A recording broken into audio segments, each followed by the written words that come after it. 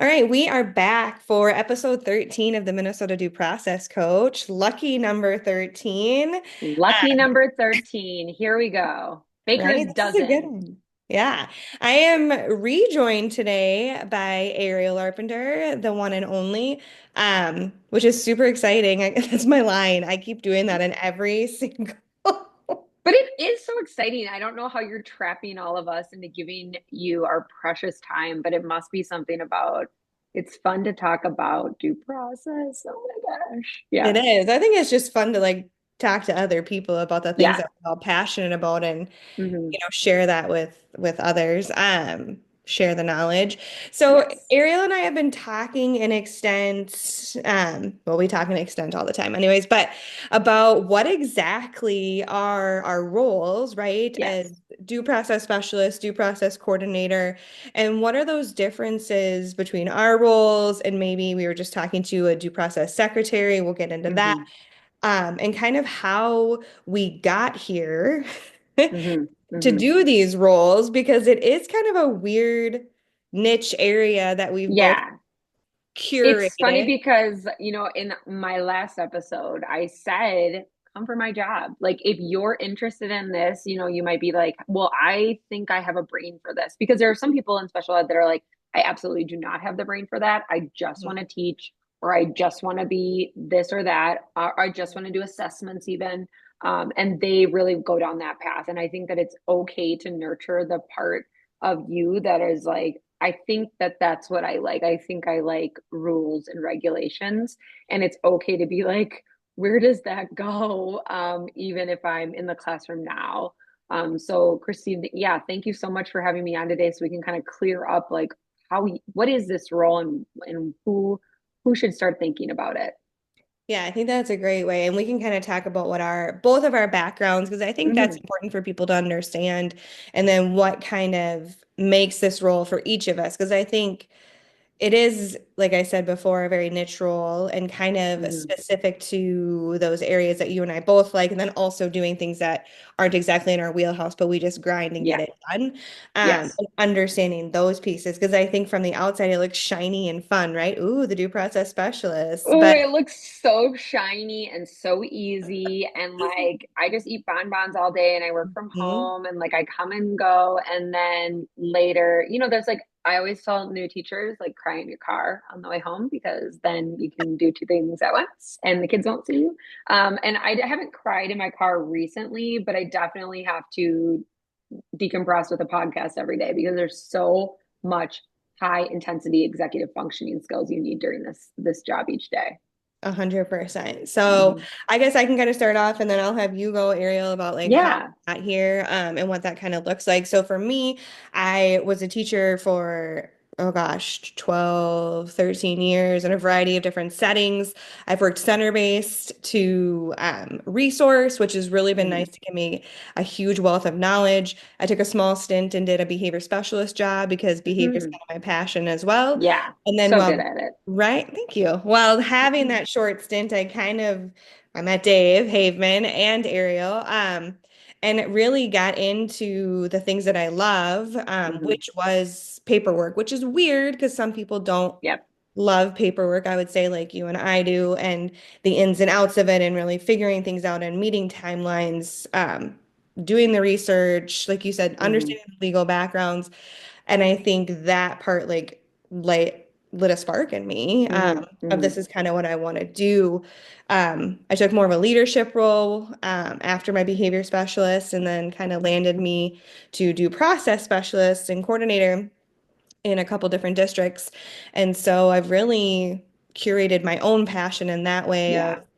really building what I enjoy and also working on those things that I feel like I need to continue to get better at. And I think you and I talk about that all the time. Mhm. I text Ariel with like a random question, like, I should know this, but Mhm. where can I Mhm. find it? And I think that part has been super fun for me because I enjoy the research just like you do, Yeah. finding the answer, solving the problem. But like you said, also having a huge amount of executive functioning skills because we have to have our hands in so many different pots. hmm So I hmm think And really, like one of the things that you said that I think is why you are like why it makes sense sometimes to go from a leadership position to this position is because you suddenly are like, wait, I'm overseeing this, but the paperwork doesn't match. I don't have the evidence to build these programs for these kids. And then you take a step back and you're like, wait a second, let's make a different foundation for this so mhm, that whomever is in leadership is like easy breezy, setting three kids, easy breezy, center right, based, easy breezy. We need another SLP because the documentation is there and yeah, we've made sure that all of our ducks are in a row. So that's like super interesting to hear that, like, because some people might be like, well, why would you want to be, my parents always ask, well, why don't you want to be the principal or why don't you want to be the director? And I'm like, so many reasons, but the one reason is because that's not like the oversight sometimes is a different mhm, set of skills. And the again those systems of processes or those executive functioning that makes the wheels really turn, you know, nice and smooth. yes. That's where I like to come in and make sure it's working well. Yeah, I like that you said that because I feel like I get that all the time from people of Mhm. why don't you just get your director's license, Christina? Why don't you, move into this more of a leadership role? You already know all the things and da da da da da. And I'm like, because I enjoy, like you said, building those processes to Mhm. make leadership roles easier, right? Easier. Function Yeah. better and to make everybody's job easier. That's the part I enjoy is the nitty gritty. I have so many reasons, like you said, of not Yeah. wanting to go that way because I'm like, oh, And I well, think like too, when you hear people like Dave and Mandy talk, you're like, I'm glad people like you are doing mhm, that work and I'm happy to support it so you can have the brain space for those bigger things. If I'm going to ask you about minutes on a service grid, I mean, Dave's just going to like look at you and Mandy's going to be like, I love that you asked, but though I don't want her worrying about that. I want to be able right. to ask like a broader question and have her really access that like, okay, like what that big picture, big Hmm. problem solving side of her brain. Um, so yeah, sometimes we can get really in the weeds, and Christina and I will both really get called out on that. Like you're so in the weeds. And sometimes I'm like, yeah, but if I'm in the weeds today, I can have clear sailing tomorrow. So I Yep. gotta figure it out when the problem is here. Is that how I live my life? No, that's not how I live my life. I let problems slide all the time. But in school setting, I really try to be like, if I solve this right now, I hope I solve it for 10 kids this year and then maybe 100 kids next year. So we Right. don't keep having to bang our head against the wall again of why are we doing that again? So Mhm. that's a good part to realize too. If you're someone who likes to do that and is good at like those executive functioning skills, like this is it. If you're someone who's like, that's an area I struggle in, then you are maybe not for this role, and Right. not because you couldn't do it, but because it would probably drive you cuckoo Yeah. bananas, as I like to say. There's a lot of, right, a lot of pieces Mhm. that would. Ariel, why don't you kind of give us your extensive background? You kind of give us your background on the last one, but kind of Yeah, a like I don't over. love to talk about myself in the way of like, this is why I know all of this. But the Yeah. true reason is why I think I have like a good brain for this job, is like a couple different reasons. But one is because in my undergrad a long time ago, like I keep saying things like, oh, yeah, that was a million years ago. It's But like, then I was pre-law and I was political science and women's studies, and I really wanted to go to law school. That just was what I thought I would do. And so most of the things that I was in the studies were constitutional law, just different things that I was like, this is going to set me up really well for, understanding due process in a higher capacity. mhm. I didn't want to go to law school right away, so I took a job at a real estate law firm here in St. Paul, Minnesota. And I worked there for two different firms over the course of 5 years. And I just could not get it. I couldn't do it. I couldn't quite get to law school because there was something kind of pushing on me saying that's just not the right place for you. But Right. what it built for me during that time is a high capacity to read lots of documentation, find errors, find evidence, find statute, and then back up what those attorneys wanted to say. And there just was no, it just either is or it isn't. And then you would have lawyers that would look over your pleadings and say yes or no, or this needs to be this, or you can't do that unless you have this. And it just built a strong foundation. So when I was looking at teaching, I was like, well, that seems so great. I'm so excited to do this, but am I supposed to be a social studies teacher? And then I like literally, I think I saw like the word due process on the special education teacher like class sheet. And I was like, okay, I think I'm going to do that. Yeah, Um, and that so sounds after I good. got, yeah, like after I taught in a resource setting in a K-8 building for 5 years. I went on to work for a small business that did consulting. And that gave me an opportunity to work within, I think by the end I was up to 8 to 9 charter schools around Minnesota and getting to see all their programming, getting to see all their due process. And that's where I was like, okay, I totally get where there are some things that work well. I totally get where there's some things that don't work well. And when I came out of my current role that I've been in for the last 3 years, I'm the due process coordinator. I also have been the 504 coordinator. What I found was like you've got to take the good in those places and then you've got to remember the things, I'll say bad, even though they're not all bad, but you have to think of the things that didn't work in those places Hmm. and then move forward with a program and then work at it for years to get it to the level that I think Yeah, the place I'm at right now is getting to a place where the paperwork matches what we're doing. it's The great. paperwork also helps teachers figure out what they're doing. So I think there's that symbiotic relationship where I don't want there to be just like a piece of paper and we never look at it again. I really want it to be something that teachers are like, I feel super confident in this piece of this paper and this document, and that I'm looking at it often and I'm using it and I'm using those evaluation and tools. Right. So that's a little bit of my technical background.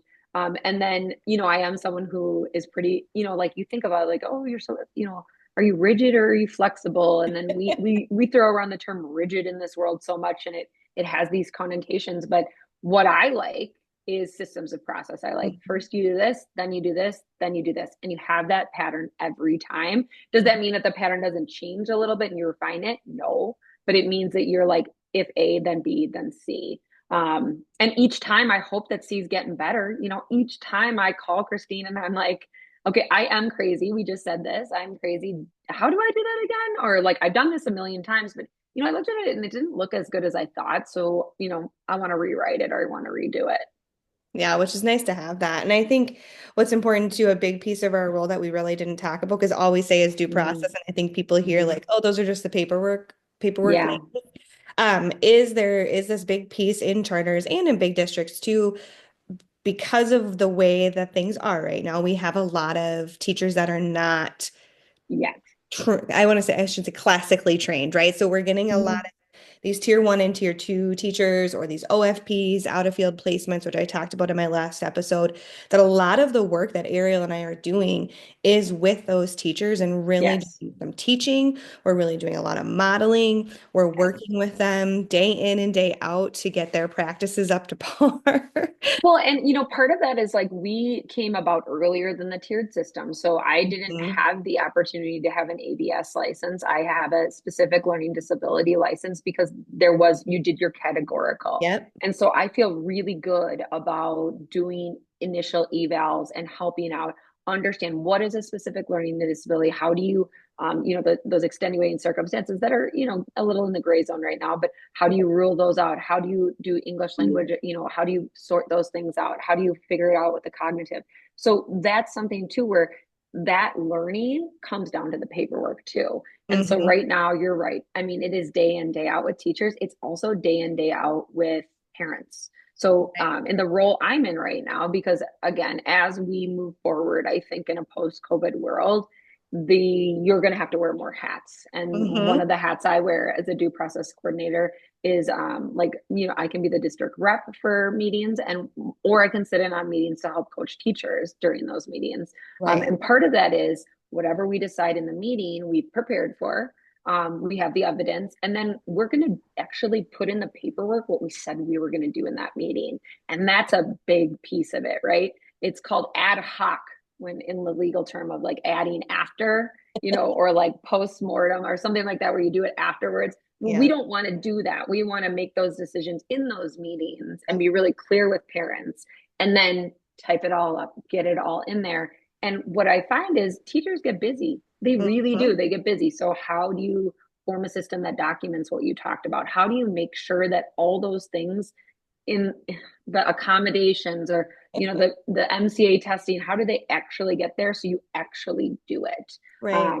So it's a lot of spreadsheets too. I think a lot of spreadsheets, It is. I think it's a lot of checklists. It's a lot a of lot of checklists. building the plane while you're flying it, right? We talk a lot about that. Mm-hmm. I feel like that's a Dave saying. He would say that often. Mm-hmm. We're kind of building as we're moving and flexing and going with what the school needs at that time. And I think Yeah. that's a huge piece of our jobs is the Yeah. flexibility that we have to be able to pivot very quickly. And when somebody needs something, move to that next item, even if we're still working on this other item. So having that ability to kind of, we talked about this just a little bit ago, to be able to multitask, to Yep. move throughout multiple things. And that's just in one school. Sometimes it's multiple schools, right? So Ariel and I have had the privilege of kind of working with the same schools and Yeah. you being at one and I'm just at two right now, but really having to wear, like you said, multiple hats. Like sometimes I'm the district rep and sometimes I'm the IEP ghostwriter and Mm-hmm. sometimes I'm the Yep. evaluator giving the WJ and sometimes I'm the person in the background, like you said, coaching that teacher during the meeting Yes. and I really, think like one of the things you just touched on, which is something that I think is super important, is that there's this idea that this is like a job it's an extra.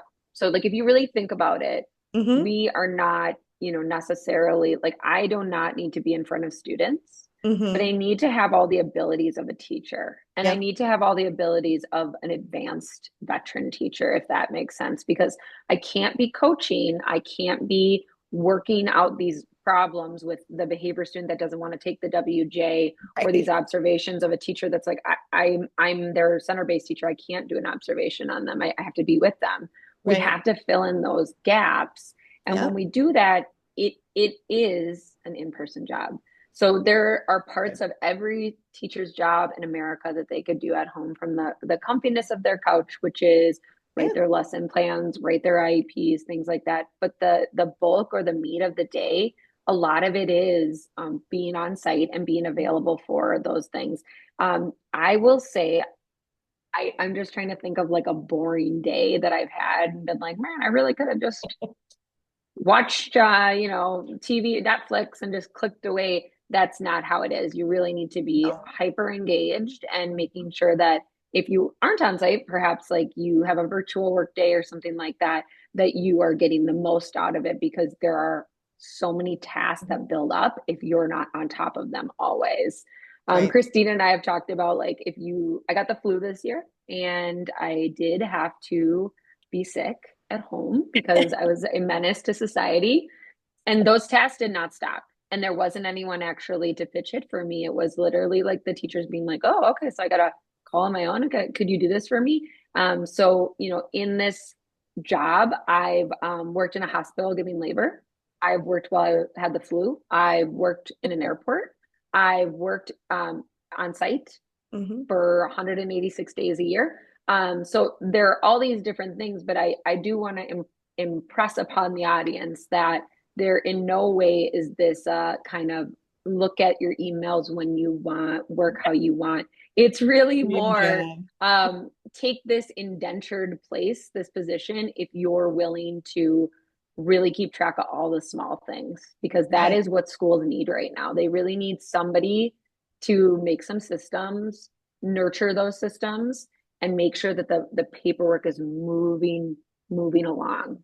Well, I think you're more valuable. And you and I have talked about this, right? Like you Yeah. just, everybody would love to work from home every single day and do all of that. Like, right, dream job. We all would love that. But I think Yeah. there is this part of this job that you do need to facilitate in person because that's just the nature of it. Like Yeah. I can't test a kid on a WJ sitting on my computer, right? And sometimes No, I need no. to coach a teacher in person and not virtually because that message just needs to come across in Or person. I think of all the behavioral coaching you've done and being like, Hmm. okay, you have a Fed 3 setting IEP. Let's look at your room. Like, let's figure this out. Or like, if we're gonna propose that from a 2, we've got to have work boxes, or we've got to have this, or Yep. we've got to have that.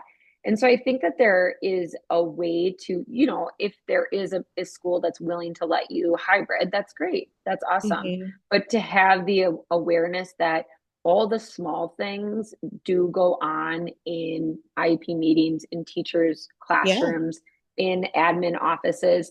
And there's a CUME file somewhere that you're going to have to pull sooner or later. I was pulling one today and I was in the right. wrong office and I couldn't find it on all the different systems we had, but I still needed to go in and Pick it pull. I up. mean, I was pulling a kid's birth certificate, because I was like, it doesn't match the IEP, like the name on here. And I was like, oh my gosh. It is, But it's things, there yeah. was no one else to do it for me. I had to do it. My fingers had to do it themselves. It's just things like that. It's funny because just I think I told you this just recently. I was talking with another director and we were having this conversation that we really need to move forward in these positions of getting on site more and getting Yeah. away from the virtual. Yeah, it was great during COVID and we all kind of got used to that. And I think that's awesome.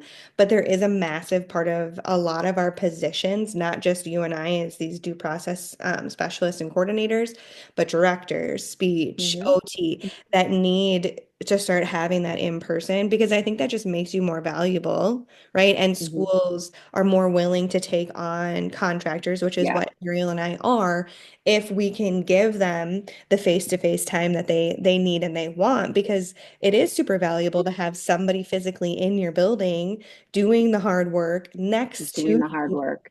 and the teachers because I think that's a big piece, right? Like they when you see someone on the screen you're like, well, you're living a different life than me, you don't understand. But when you Yeah. are side by side with these staff, your street cred, I hate to say that, your street cred is better and people will trust you and people will come to you and people will continue to use your services if they see the benefit of you being face to face and going through the trenches with their I, staff. I completely agree. I also think if we think about like what I said earlier, where, I am not face to face teaching kids to read right now. Right. So, if But if you something had was to, to you would. if I had to, I would, and I would sub tomorrow if I could. Same. But the other thing that I need to remember is that, like, I am here to make those teachers, they have created roles like this to make teachers Mhm. have the ability to teach more. And so I really need to honor that and not try to use that to my advantage, if that makes sense, Mhm. and like take from they're doing the hard work. I Yeah, can also do some of the hard work. And now, is it hard in a different way? Yes. for Have I sure. put my time in with students and, been called names and got had to do day in, day out, all these things? Of course. But being able to be there and be like, I learned and now I do this for you so that you can go do that hard work. It's not just some like fairy tale job. It's a side by side. I think a side, and that's when schools are like, I've got to have it. We can't Hmm. run without it. My teachers don't have the capacity to do Right. it. And to keep them working in the positions they are in their highly qualified fields, got to have a due process person that I can rely on. And like one of the things I also would just say to people who are interested in this role is, if you have someone in your building, you know, ask them like, what do you do? Or could I sit with you during my prep time when I'm doing my stuff and watch you? Or like, is there any way I could take over like doing some of the scheduling for you or doing an IEP review with you of a student that I like also work with? So I start to gain some of those skills because that's another thing that Christine and I had the privilege of working together on a highly what was it, a high success team. It was basically like a high Yeah, achieving team. it was. And everybody there was like co-opting ideas just Mhm. constantly, like, oh, do this or do that, or this is a statute, or this is how we do it in this place, and this is how we did it in this place, and all these things that you were like, oh, I can learn so much instantly. But that's not how things are working right now. So if you want to do that and you have a resource, ask them. There's some of you out there that I've worked with, teachers that I'm like, I got it. You, not you, but you. So I think like asking the people like what, in your building or your admin, like, if I wanted something like that, could I even do it for just my grade level or just my team member stuff? Could we do pair share or could we do peer review, something like that? So I can start to get those skills that in someday maybe I want to be a lead teacher or a due process Yeah. coordinator for just my little pod. And then someone's going to be like, of course, that sounds amazing. Like nobody ever comes and asks me to sit with them, but everybody asks to be like, well, what, how could I get your job? And I'm like, well, you got to see it to understand it. So like, come on over. Right. Well, and I think too, I like your point of where the things kind of pivoted with districts to really moving to due process specialists, due process coordinators was when this teacher shortage really happened, right? Because how can we lighten the load for the teachers that we have to keep them while also quite possibly increasing some of their caseloads that historically weren't as high if we Mhm. take some of those pieces off their Yep. plates? I think Yep. that's another thing to think about if you're in a district right now is how can you work those things, right? Can you get a due Yes. process person and up caseloads and, reduce your numbers of staff? Maybe you could, something to Maybe. think about, right? But again, like Aaron and I've said, advising you to find the right fit and the right person because I will tell you there are other people like Ariel and I out there that probably don't Mhm. have the same experiences or skill sets or the way that we work, which is totally fine. And I think you have to get there and there's always room for growth and all of those things, but understanding to vet that before you start without those people. Because I think in our minds we all want to be due process specialists because we're like, well, I can write paperwork and that sounds really fun, like Ariel said, but not understanding that there is a long list of things that we do in the background that I think only directors notice Hmm. Hmm. because those are the And people also working. willing to take on like a high level of work. I mean, quite frankly, I mean, that's the only thing I can say is you're taking on a lot of things that others can't do right now, but Mhm. there is nobody else except you with your title and possibly your director, maybe your due process secretary, like the saints of the world. Is That is gonna, if someone says, did that paperwork go out? This wasn't reviewed right. I see this thing didn't make it in from the agenda. That's on you, baby. That's not on the teacher because the teacher was like, oh, I didn't get that review, or oh, in the IEP meeting, we never discussed that, and so I left it off, and then it's old. right. One of the things that I said recently is I was like, I do feel like my life in my personal life and my professional life is people trying to get things past me. Like sometimes I'll be like, this goal looks like it's the exact same wording from fourth grade, and we're in sixth grade. What is going on? They didn't make one word per minute growth. And it's like, oh, I forgot to update it. Okay, that's fine. I'm glad I caught it then. That's my job. But Right. that's the thing is if I let that move forward, that's my job. That I should have done that. I should have figured that out. So you Mhm. really have to take on like a high level of like, are you going to be okay if things don't go well and yours was the last name on it and you stamped it off? So Right. I think that's a great point. I like how you just brought that lead way for us too into what a due process secretary is, because we kind of said that in the yes. beginning, like what's those differences? Because I think, and I've had this happen in my districts, get cross mingled of, well, you're just a due Mm-hmm. process secretary. I'm like, oh no, no, no, no. That is something completely different. Saints of the world, so thankful to Mm-hmm. have them. If you have one in your school, You are bless. so lucky. Yeah. Yeah, they're amazing. And I think people should understand that because not every district runs due process secretaries. And that is Yeah. Yeah. absolutely a luxury as much as a due process facilitator, specialist, coordinator is. And just understanding that those two jobs are very, very different with Yeah, very, and technically, speaking like, I mean, if I was going to really think about the credentials, if I was a director, I would want a due process coordinator to be a licensed teacher. yep, And a due process secretary would not have to be a licensed teacher. So it could just be someone who has come about this job through office management, working yep, at the school in the front office, learning along the way. So that's another thing. If you have someone in your life that you're like, actually, I think you'd be really good for this job in our office, like bring them over too. Like if you have someone who it's like, I'm sick of working in this law firm, or I'm sick of working and whatever, come on over. Schools are fun to work in. I know that that's not what everyone thinks, but actually they're right. quite enjoyable to work in. Yeah. Yeah, no, for sure. Because I think that is like a high level of multitasking again as Yes. well.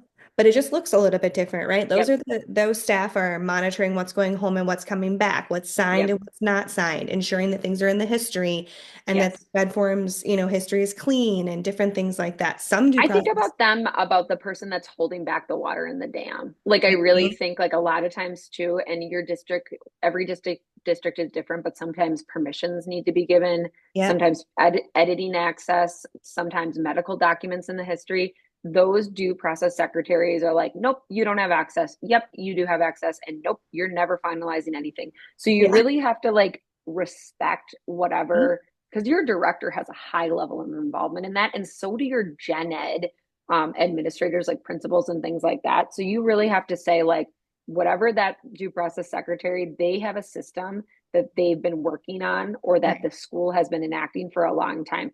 Sign paperwork. Whew, so glad I don't have to deal with that. I know. Now, I love to support that. I love to try to follow up on that. I love to be the person that helps teachers make phone calls or if I make the phone call. Yeah. But I am not getting the envelopes back on my desk. That No. would be a nightmare because I would lose them.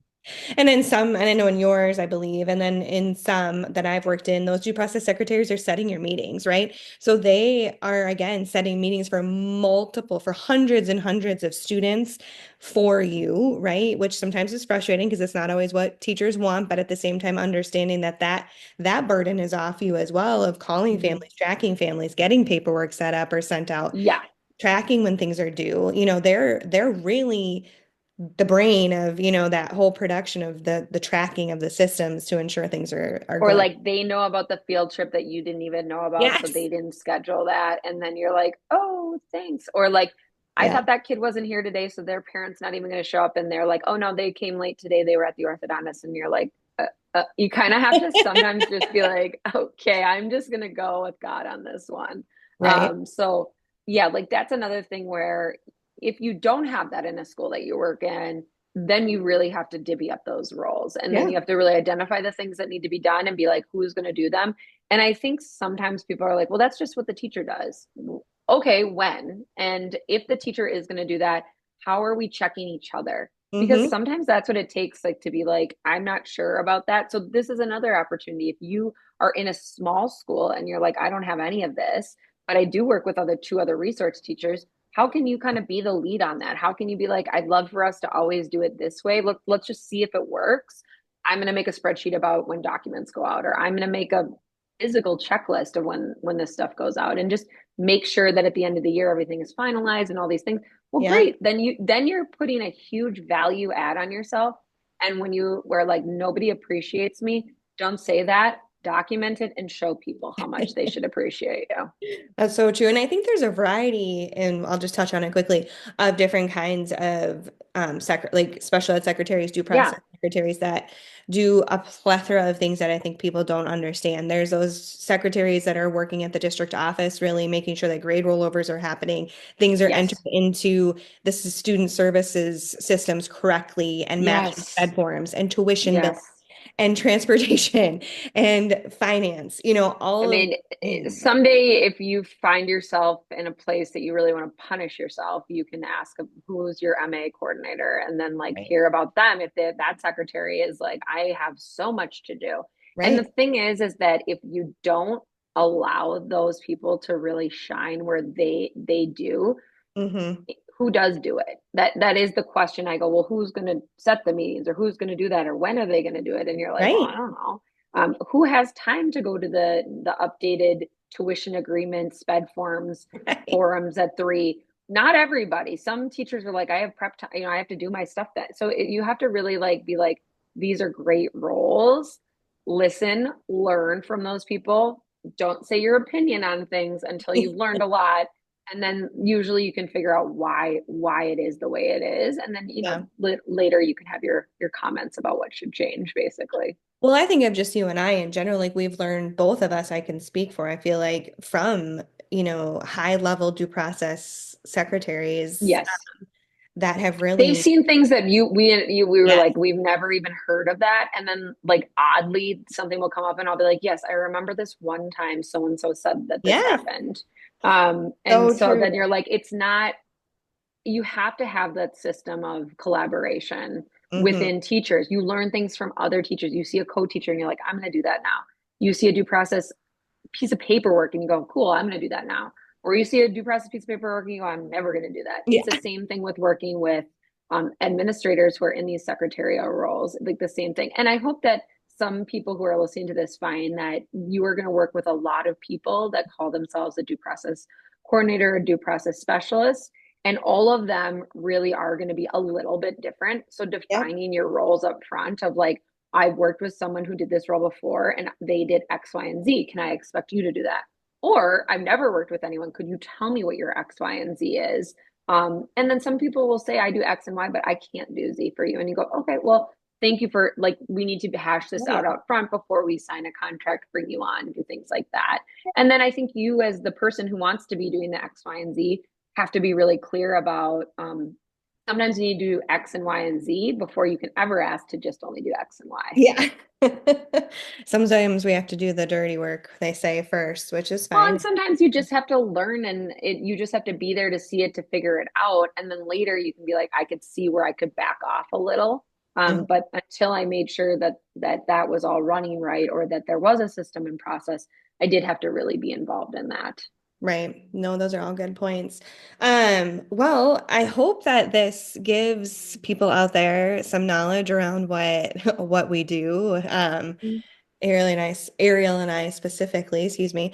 I think sometimes people think that I quit my full-time job as a due process Yes, yes. specialist to And just be this I podcaster, and get a that is lot of not like, the can you truth. go, yeah, can you go to lunch? Or like when I get my teeth cleaned, they'll be like, what do you do? And I say, I work at a school. Like I don't know. Because I'm not, I don't work with students all day, every day. So, Mhm. and they're like, do you like, are you the recess supervisor? And Right. sometimes I'm like, yeah, I mean, like in a way, like, Right. so it's hard to define what we do, but I think that I like it and I like to do hard work. And Mhm. am I going to do it forever? I don't think so. No, nothing is forever. But I do think that to be successful in this role, like I do want people around me in other schools doing this because it makes when I get the paperwork, Mhm. I love reading other people and go, oh, this is really good. Mhm. I hate when I read something and I go, oh, this is really bad. I would rather there Right. have been someone there revising, editing, making sure things got done on time, explaining things to parents and teachers to build up our practices around the state of Minnesota. No, for sure. I think that's such a good point. If you have any questions for Ariel and I, you can always drop them below, or reach out and ask me, and I can get them answered for you. Ariel and I are pretty much open books about everything that we do. When people I do a ask, lot of like in meeting texts, and Christine's like, what's the start date for this? What do you do there? And I'm just like, no, no, no, no, no, no, no, no. And then I just like move on. And I wish in some way we could capture it all, but it's just like so much all the time. I know I was saying that in my last one. I was like, so many things come across in a week for me. And I feel like you and I have conversations. I have Yeah. conversations with other people, with directors. And then I get to the podcast and I'm like, What oh did my I God. even do this week? Where am I? I like the other day, Right. I was like, ah, what a week. And someone's like, it's Tuesday. And I was like, Yes. ugh, So already true. had 17 IEP meetings this week. Oh my gosh. Yeah. So if you have any questions for us, please let us know. We are always happy to answer them. And I'm going to wrap us up so we can get going on this beautiful day. But thanks for joining us today, Ariel. Thanks for having me, Christine. Bye.